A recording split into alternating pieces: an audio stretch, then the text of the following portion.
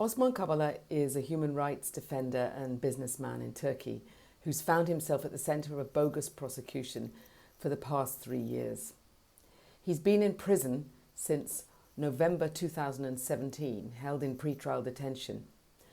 The European Court of Human Rights found in December 2019 violations of the Convention in relation to Kavala's case, namely a violation of Article 5.1, arbitrary detention, and in connection with Article 5.1, a violation of Article 18, saying that basically Osman Kavala's rights have been restricted for improper reasons and that his arbitrary detention is politically motivated.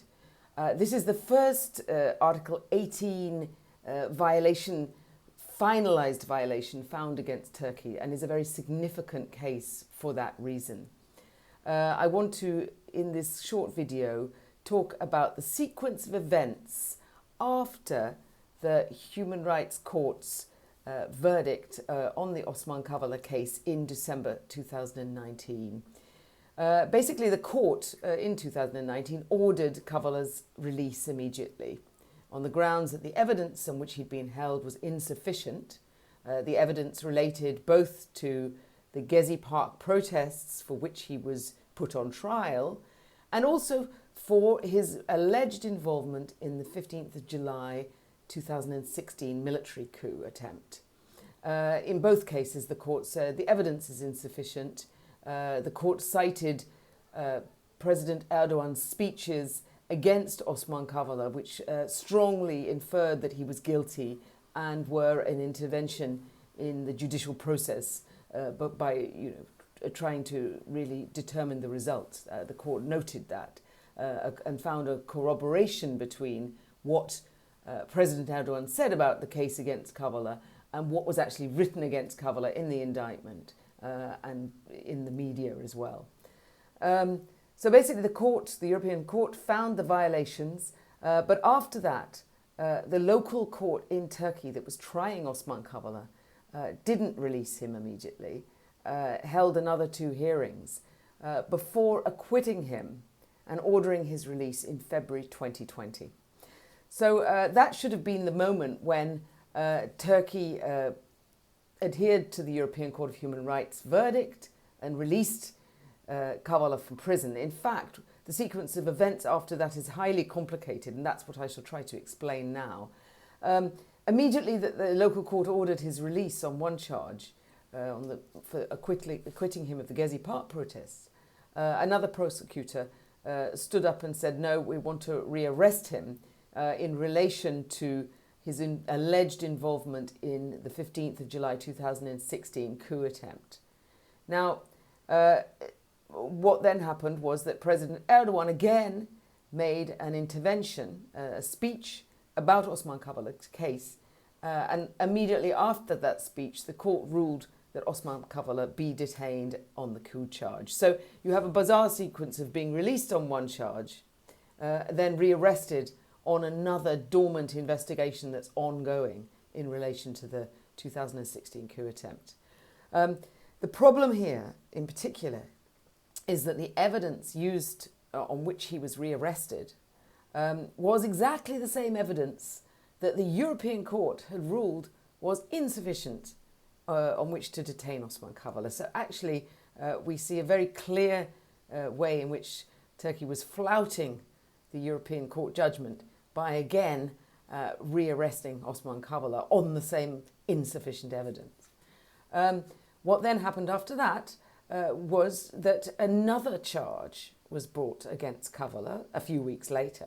That's on the 9th of March. And the new charge was not only in relation to the coup attempt, but was in relation to espionage.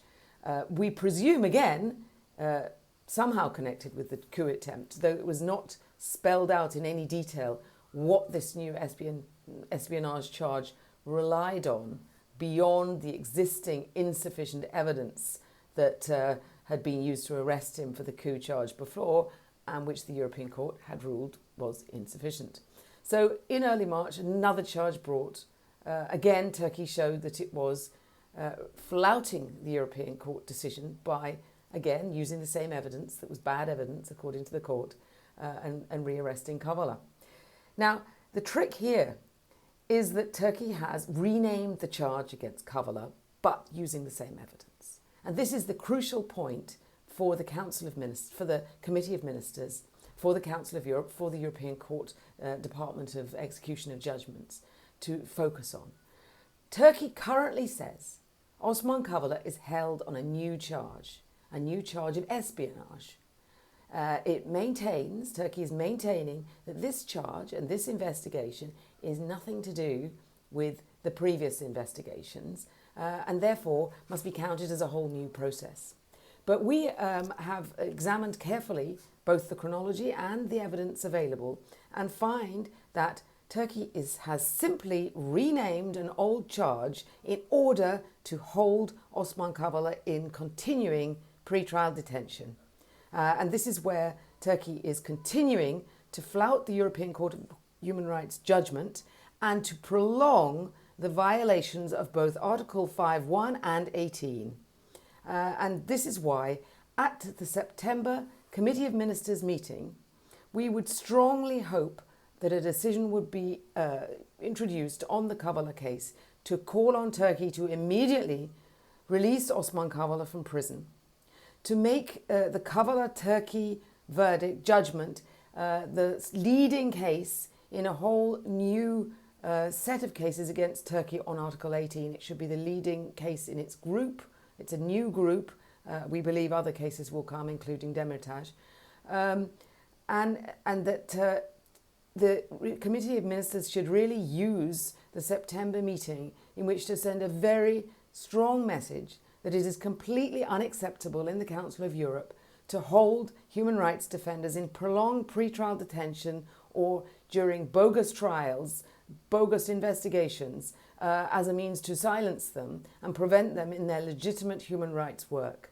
The court said that this sends a dissuasive effect, gives a dissuasive message, it has a dissuasive effect on the rest of civil society in Turkey. And we have to note that this is really the case. It's an extremely chilling process to keep Osman Kavala in prison and to deprive him of his rights. This is an extremely important case, and we hope the Committee of Ministers will do the utmost to reiterate the message to Turkey that the implementation of the European Court judgment requires the immediate release of Osman Kavala.